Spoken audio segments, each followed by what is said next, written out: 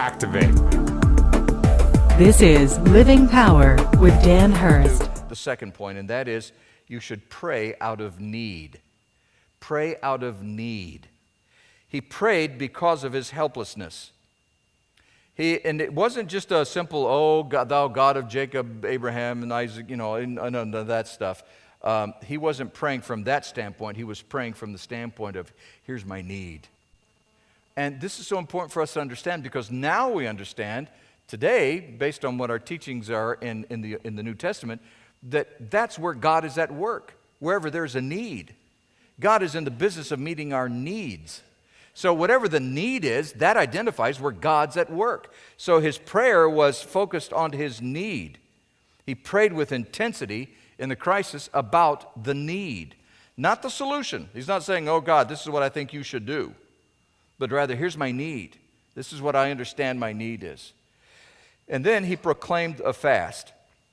And the fast would just intensify his praying, and he poured out his heart to God because he knew that only God could help.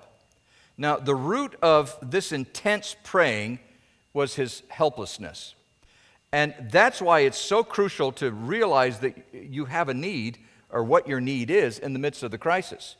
The crisis isn't your need. It's something that has brought about the crisis that is the need. The crisis is the result of the need, if you will. So the acknowledgement of your need will drive you to pray. It will motivate you to seek the Lord and depend on him for strength and his solutions and his direction. Now get this, need is not a hindrance to prayer. Need is not a hindrance to prayer. It actually is a help in seeking God. Let your need drive you to seek God. Realize that you cannot handle this crisis of your life, or the various crises of your life, and that you have to pray when you're faced with a crisis that you just simply don't know what to do, how to manage it. A crisis is a lot like a magnifying glass. It increases the size of the problem, and it helps you to focus on it, on what the need is. So focus in on what the need is, and when the crisis shows up, it shows your helplessness.